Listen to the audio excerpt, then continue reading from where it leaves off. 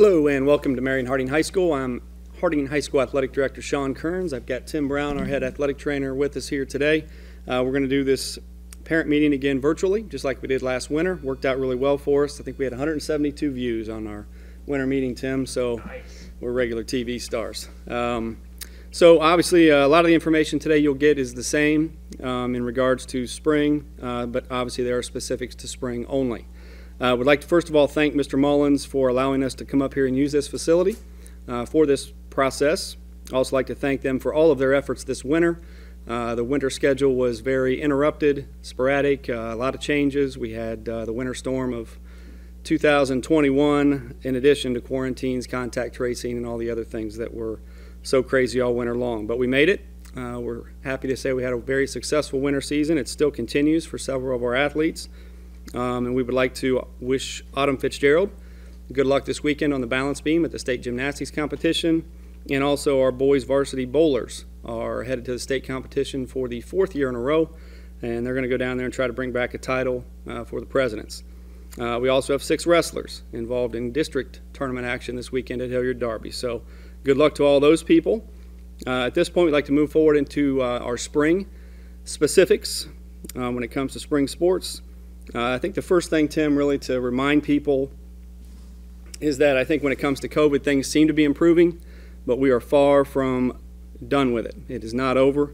We are always basically one phone call away from a positive test or a contact tracing situation, which could obviously end sports for a couple of weeks for either your child or perhaps even the entire team. So it's very important that we remain careful, diligent with our protocols at school, because we are coming back full-time here March 29th. But even if you're just still hybrid here at school and at practice, at games, and at home, we have to remain diligent and take care of all the things we need to take care of. Our COVID details, I'll kind of go back and forth here with Tim on some of these details for spring. As far as COVID, a lot of the same things are in play. Wear your mask at all times if you are coming and going to practice. If you are going in the hallways for any reason, maybe to refill your water bottle, whatever the case might be, please put on your mask. On the topic of water bottles, if you're in the high school facility, obviously sometimes we'll be outside here once the weather gets better for spring. We have water bottle refill stations located in the hallways. I know Tim will have some remedies for the situations we have over at Grant as well. Obviously we're at a lot of different facilities in the spring. The big thing with practice that we've noticed, typically in practice, kids are moving around, they're apart, they really don't spend a lot of time close to each other. The times that we have to be careful is coming and going to practice, standing around together waiting for rides. Just anywhere, kids tend to gravitate toward each other, so try to be conscious and keep 6 feet of distance between yourself and other people as best you can. Keep your hands washed, don't loiter around after practices or games. Please just get your stuff and get going so we can maintain that social distance to the best of our ability.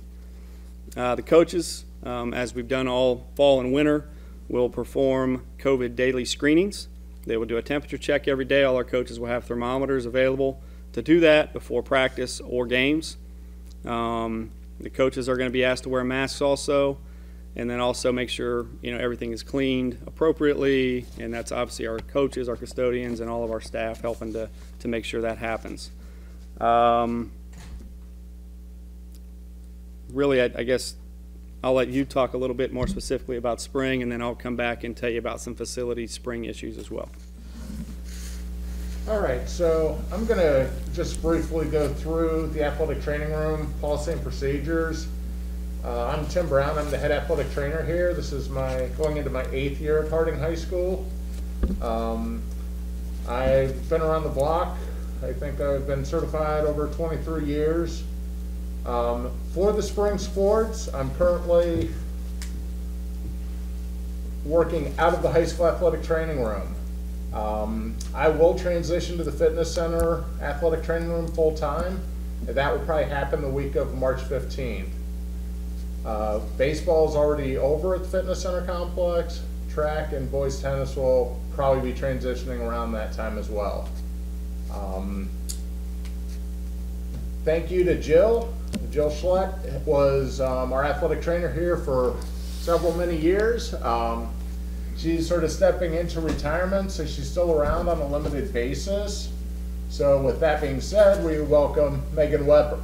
Megan Weber is, she started with us in the fall and did a fantastic job. She's a Miami University grad. We don't hold that against her. Her spring responsibilities will be covering home softball games and helping out with home track meets. Also part of the team is Dr. Jay Guff. He's our orthopedic surgeon on staff, our team physician. He's been with us for at least 4 years now. He's phenomenal. He has amazing availability. And Dr. Chip Thompson, who's a primary care physician over at the University Drive complex next to the urgent care facility, he's also one of our team physicians, and he's been helping us at least for the last 2 years. So we have a nice core group of people working here. So what's an athletic trainer? Well, conveniently enough, it's athletic training month, so there's all sorts of good information out there. Athletic trainers are healthcare providers who collaborate with physicians to provide preventative services, emergency care, clinical and diagnosis, and they also do therapeutic intervention and rehab of injuries and medical conditions. We'll test you at the end of this presentation. We are trained to deal with concussions and emergencies, sudden cardiac arrest, spinal injuries, heat stroke, you name it. We have the training to deal with it. So we're both certified by the National Athletic Training Association, and we're licensed by the state of Ohio. Ohio Health Sports Medicine, that's who I work for. We're one of the largest multidisciplinary sports medicine groups in Ohio. We're the official healthcare providers for the Columbus Blue Jackets, Columbus Crew, and the Cap City Half Marathon.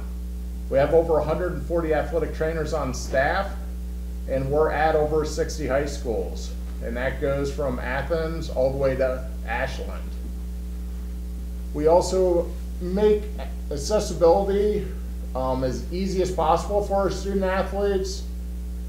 We offer a 566 game number. That number is staffed 24 hours a day, 7 days a week. So the purpose of that number is for injury triage. If you have any injury questions, you can call that number. An athletic trainer will get back with you if they don't answer immediately, and they'll help you sort of find the path to the best treatment for your student athlete. A lot of this information is on our website. The athletic website is marionhardingpresidents.org, and I'm just going to walk you through a couple of the features we have on that. We try to keep that website updated with the most current information. When you go to the website, to the far right, there's a More tab. Select that, and under there, there's a bunch of different categories. Athletic training is probably the first one. It has a copy of our athletic training policy and procedure manual. It has a link to the athletic training schedule. I try to update that as best as I can. As Sean said earlier, our schedule is constantly changing. With COVID in the winter, it was a day by day there are changes. So we do the best we can. I'm always on site every day, Monday through Friday, and then depending on what's happening on Saturdays, we'll be at the fitness center or on the fields covering events. Final forms, the parent playbook is on there. Final forms is a very critical component for the parents, the athletes, for our staff, and for the sports medicine staff.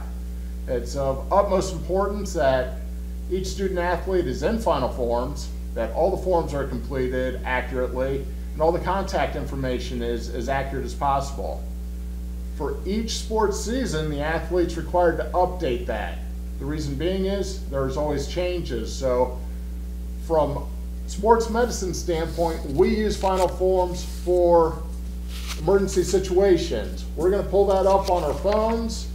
It's going to give all the athletes contact information, parent, guardian, phone, etc., etc. So we need to make sure that's accurate.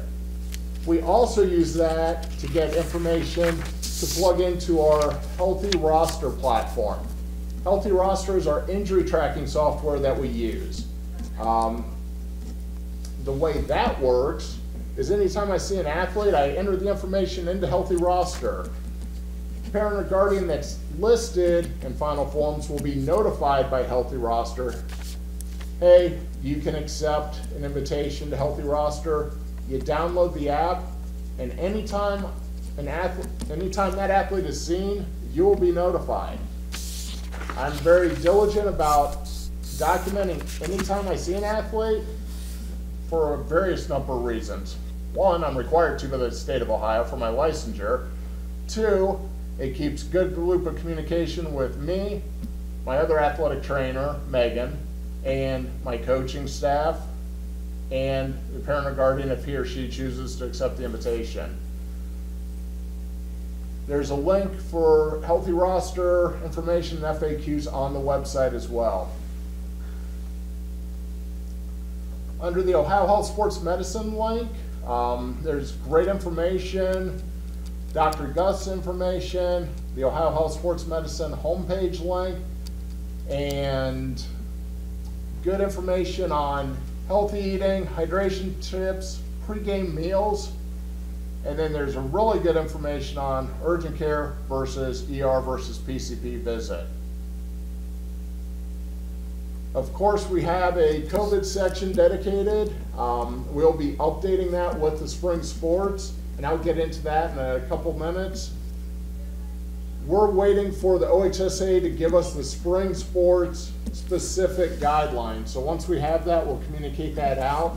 And that's where final forms, again, is very important. We use that as an email platform. So whatever email the student and the parent guardian put in, you're going to get a final forms email. That's going to be with schedule changes. In the winter, Sean was very proactive. As soon as he had information, he emailed the groups out. So again, it's very important to keep that information updated. Then there's information, CDC specific information on COVID and how to stop the spread. All right, so what happens when you get hurt? What's the process? What do we need to know? What do we need to do? Injuries are part of athletics, and that's why we're here. We're here to make sure we can identify what's going on, we get a plan put together, and the goal is to get you back quickly and safely. So the first thing the athlete needs to do is you need to report the injury. We don't care if it's minor. I would prefer seeing you when it's at a minor stage so we can take care of it and it doesn't become something that hinders your performance. It doesn't allow you to continue with participation. The athlete, tell your coach, come to the training room. Again, we talked about the 566 game number. That's a great resource as well. All of my coaches have my cell phone number. My cell phone number is pretty well known. It's out there. It's on my front door. It's on the website. It's on the schedule. So it's pretty easy to get a hold of me. And of course, you can always reach out. Healthy Roster has a messaging feature as well that goes right to my phone. Once an athlete, we're in that injury process, the expectation is the athlete's going to report to the training room. If they're not able to practice, we're still going to work during the practice times to get you back to practice shape. Any questions, parents, guardians are encouraged to reach out. Like I said earlier, we use Healthy Roster as the platform of main communication. We try to be as proactive as possible, and we'll make proactive calls in the, if it's a severe injury or if there's unique circumstances, whatever. It's sort of a case-by-case basis. But ultimately, communication is the key. We want to make sure that everyone's on the same page. Again, we talked about Healthy Roster. It's, I think this is going into our third year with it. We were at alpha test site with it. It's a phenomenal program. It makes my life very easy. I'm able to run reports at the end of sports season for my coaches. We can identify injury trends, and it gives me a good history of what's going on with the athlete as they progress through their high school careers. All right, if your athlete sees a physician or provider, we need documentation. And there's, with COVID, we'll get into that as well, it's very important, but 9 times out of 10, the provider's going to give you what's called an after-visit summary. We just need that. That gives us information on what's going on, if there's any restrictions, and what the physician or provider's plan is for your athlete. So just make a mental note. You can take a picture of it, send it to me, drop it off at the training room, give it to your son or daughter. That's the first thing we need after they see a physician. The athletic training staff, we make all the return to play decisions. We're using specific protocols established by our team docs to do this. 9 times out of 10, we're going to have the athlete go through what's called a functional progression evaluation. We want to make sure that the athlete is ready to go back to the field or court so that there's no re-injury. Re-injuries take a step back, they remove them from play, it gives me more paperwork, and I don't like paperwork. So our goal again, get them back quickly, safely, and have a successful season. Down the street from the high school is the Urgent Care, Ohio Health Urgent Care building. They're open 7 days a week, 9 a.m. to 9 p.m. It's been a great addition. They do a fantastic job. If there's ever questions on, again, urgent care versus ER, you can reach out to me. That document is on. There's a good flyer on the website as well that sort of spreads it out. They do a fantastic job. It's been a great addition. All right, as Sean's already covered some of the COVID guidelines, we have the athlete's responsibilities with that. Mask, it's not optional. You need a mask when you come in the building, come to practice, make sure you have multiple, have them in your bag. Bring your own water and make sure you have enough water for the duration of practice or duration of the event. At the high school, it's not a big deal. They have multiple water bottle refill stations in the athletic wing. At the fitness center at the stadium, we will have a water bottle refill station set up for the track meets. So for practice, show up with your water. Locker rooms are going to be available, but whatever you bring with you that day, you're going to take with you that night when you're done.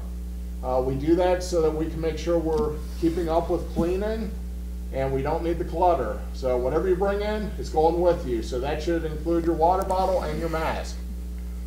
Social distancing, hand hygiene, and again, no loitering before or after. The coaches, they're going to be very proactive, and hopefully they'll be using final forms to take attendance and perform the COVID daily screen. It's all right there. It's documented, so if we do have a incident, we're able to go back quickly, identify who's affected, and take care of it. The spring sports, we're still waiting for those guidelines. Once we receive them from the OHSAA, we will release them and we'll post them. So we'll make sure we're very proactive. We want to make sure everyone's safe, and we'll use a common sense approach. If you're not feeling good, if you're feeling sick, stay home. We don't want, your health and well-being is first and foremost, and we don't want to have to shut things down. We did a really nice job in the fall and spring, and we're just going to continue to ride that momentum. The numbers are decreasing, but it's still out there. So we just have to be vigilant about it and use that common sense approach. And that's, you know, again, that falls under everyone's responsibility. Our goal is to be able to play, play spring sports this year. All right, we're going to go into concussions briefly. We don't take light hits. We take it very seriously. There's a process that we follow for each head injury, and every head injury is individual. There's no two head injuries the same. So follow the process. If a physician is included in that process, the documentation is required, and we need to make sure communication across the board, everyone's on the same page. So it's a day-by-day process. We listen to the body, and as we feel better, we're able to do more. So the take-home is, if you suffer a head injury, report it. It's not an injury you play through. When in doubt, hold yourself out. And signs and symptoms of a head injury can present themselves up to 72 hours after the fact. So it doesn't matter if you suffer a head injury and 5 minutes later you feel better. You need to get checked out before you proceed forward. There is a 5-step progression to get you back into participation once the head injury has sort of run its course, and that's all documented, and we take care of that in the training room. Taping versus bracing. This is just one of the policies we have. We prefer bracing over tape for the simple reason you lose 40% of strength after 20 minutes of use with tape. Medications, we follow the Marion City School guidelines for that. All right, we're wrapping up here on my part, exercise science. That is a course that we highly recommend you checking out and maybe taking. If you have any desire to go on to college and get into the medical field, it's a career pathway course. It's a 2-period-a-day course, and there's 2 levels. Coach Rose Cunningham teaches it, and any students interested in athletic training, physical therapy, occupational therapy, or any other healthcare related profession, follow up with Coach Cunningham and she can give you really good information on it. Another course that we highly recommend is the Advanced Physical Training with Coach Warstall. Like I said, we've been using Healthy Roster for at least the last 3 years. I have injury data that proves that taking that class is very beneficial, and we just don't see the type of knee injuries, especially that are common in the spring. People that take that class, the injury rate is much, much less. So he does a fantastic job, and it's well worth checking it out. Sports physicals, that's to be announced. It's still a little unknown. In the past years, we used to have a mass physical. We held it at the Old Smith Clinic building, which is the Ohio Health Marion Medical Campus.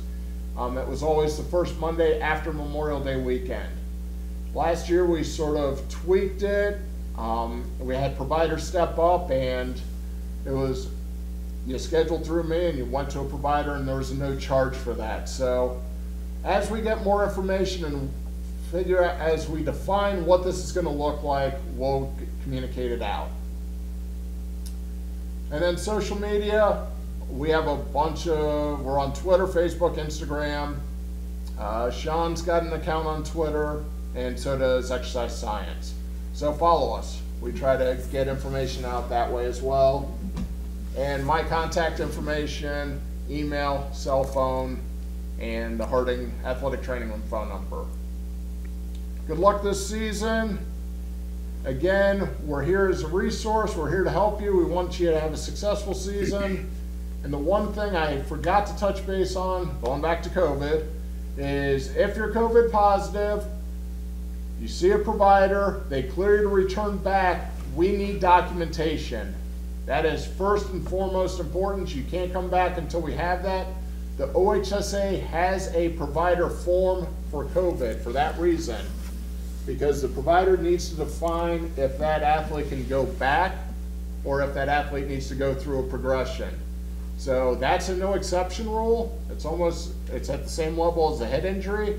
So any questions, reach out to the coaching staff, reach out to us. We'll take care of it.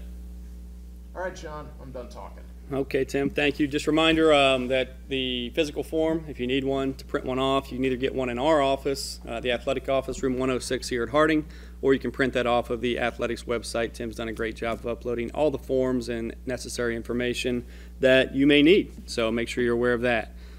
Just back to spring sports here, Tim mentioned, we have obviously multi-location facilities here at Harding. We play softball at the high school, we play track, we run track, and we play tennis and baseball over at the old high school, which is Grant Middle School now. So that's has a certain set of challenges within itself.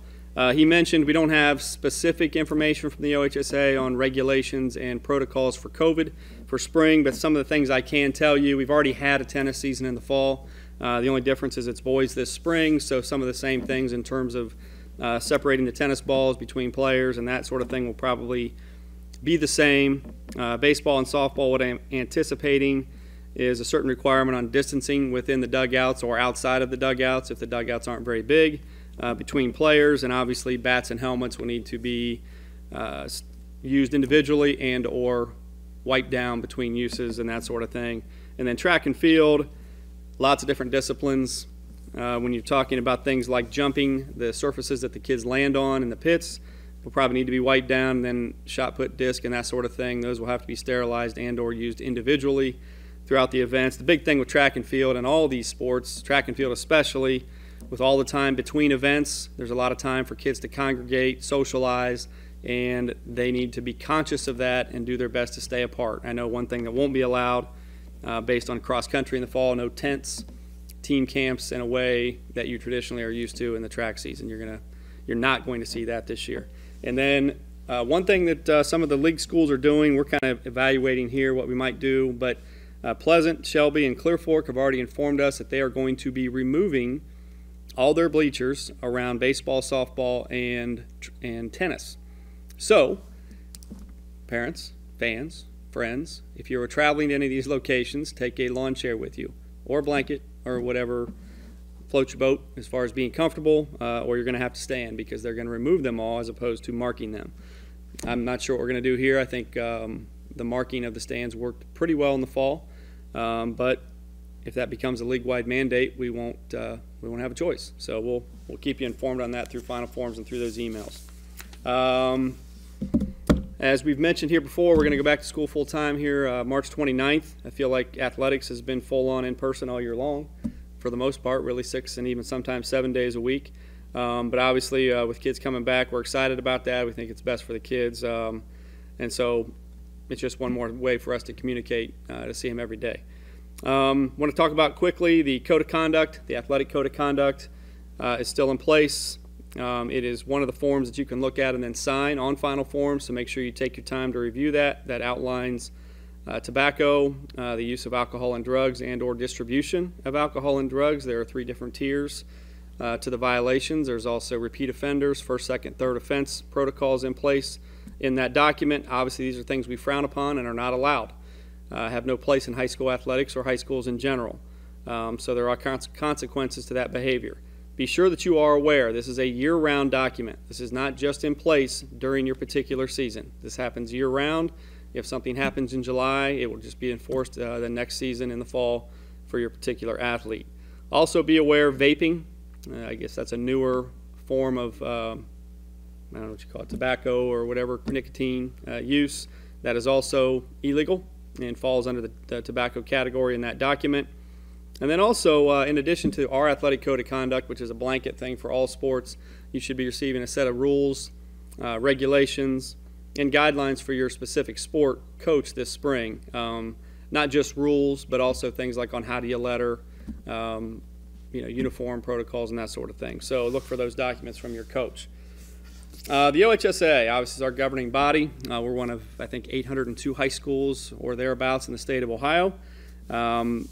The OHSA rules govern what we do, what we're allowed to do, eligibility, and all those sorts of things. If you happen to be the parent of a transfer student, somebody that's moved into the district, make sure you come and see me. There are literally dozens of different stipulations on transfers. Impossible to go over all of those possibilities here in this meeting, but we can talk about your specific situation and if we need to look at an exception if there's a transfer involved. Academic eligibility is also important with the OHSAA. You have to be passing 5 one-credit classes or the equivalent thereof. Within the Marion City Schools, we also require 1.0 GPA. And all of this refers to the previous 9 weeks. This does not refer to semester or yearly grades. Summer school is not involved. It is the previous 9 weeks. Currently, those academic eligibility standards are put on hold by the OHSAA because of the COVID situation. All the schools in the state have been approaching education a lot differently. It's been a challenge, so they have waived the academic eligibility for the moment. The thing you have to remember, though, your grades are still important. Your transcript is still your transcript. And if you're taking a break here because you don't think you're going to have to be eligible for sports, that's going to catch up with you in the long run. So your transcript is still going to show how you performed during this difficult time. So please keep your grades up. Please stay logged in if you're an online student or you're hybrid or whatever situation we happen to be in. You know, all that stuff matters. So don't take a break. The age requirement, just real quickly, for participating in high school athletics, once you turn 20, you can't play. Pretty simple. So I don't think we have anybody in that range at this point in time, but that's the rule. Also, once you come into high school, you are on an 8-semester clock, meaning that once you start as a freshman, you get 8 consecutive semesters to play sports, and that's it. There's no redshirting, there's no time off for an injury or anything like that, like you see sometimes in college. You get 8 consecutive semesters, and that's the end. The OHSAA, obviously there's a lot of, you might have questions about any aspect of the OHSAA. Their website is fantastic. That website, bylaws, transfer exceptions, sport rules and regulations, tournament schedules, brackets if you are following a certain team or individual in the OHSAA tournaments, healthy living tips, as Tim mentioned too with the Ohio Health. But it's a great resource, and it's kind of fun just to browse if you have a little bit of time. If you have any specific questions, please contact myself or Gretchen Lewis in the athletic office. We are available in room 106, 740-223-4635 is the number to call if you need to. It's also, you can find that on the website. Tim already really went over a lot of final forms. I just want to reiterate a couple important things. It's very imperative to get signed up.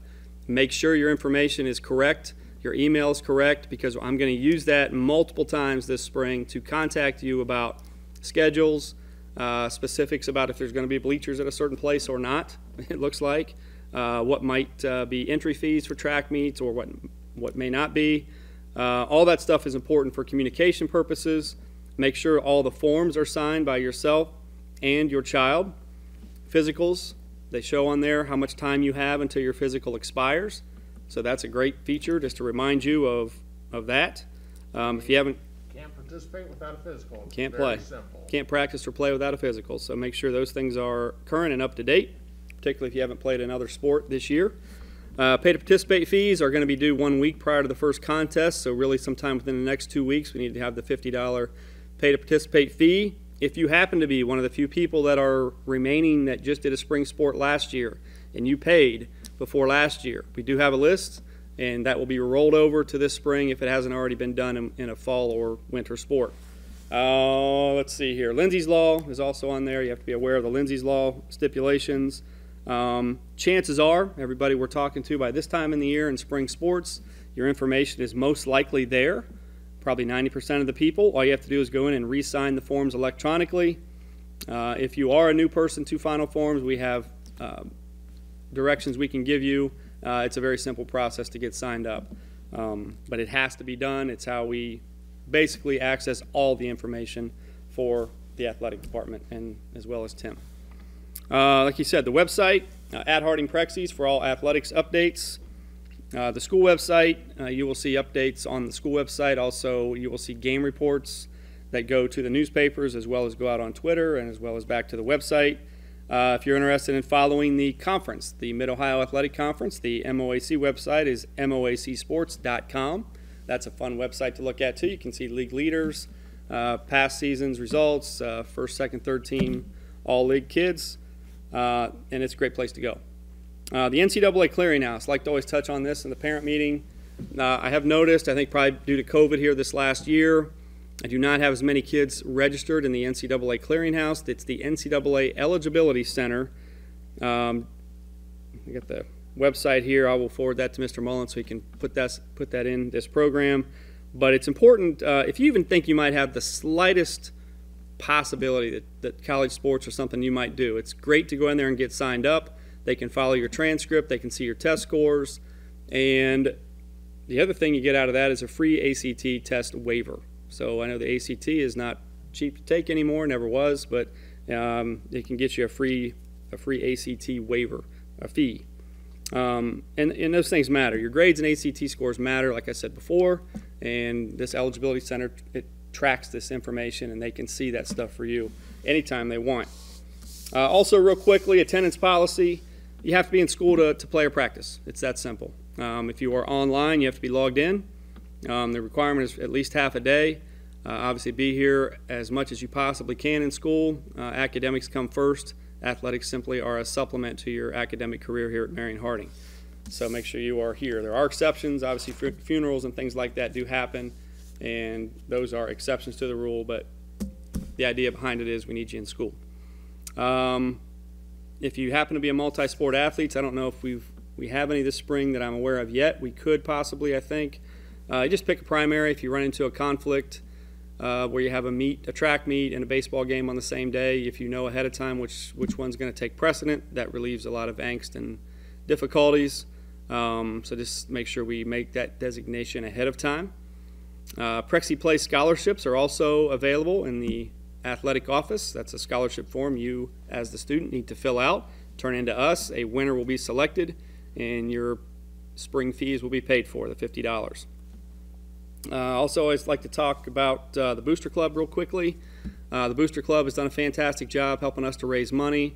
Your sports, going forward, I had our coaches meeting just the other night, and we outlined them many dates that are available to work either bingo at the Knights of Columbus on Sundays, and we also have several concession dates available at the Marion Fairgrounds Coliseum. And in those situations, students can also work at the Coliseum. Bingo has to be adults because of the gambling aspect, but at the Coliseum, students can also work. So lots of opportunities to make a lot of money to help your kids' sport. I know these coaches are putting together some wish lists probably for some neat stuff they would like to purchase with fundraising money. But those are things that we like to see our parents and our students get involved with.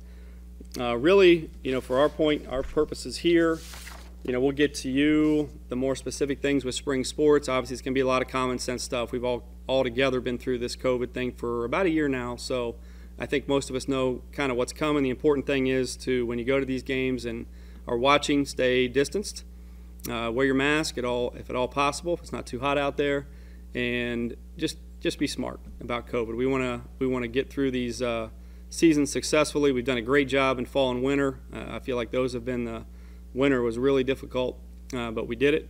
But I also think we need to make sure that we understand it's not over. So appreciate everything. Tim, do you have anything to add here before we wrap her up? Nope. Okay, we appreciate it. Thanks for tuning in, and good luck to everyone this spring. Thank you.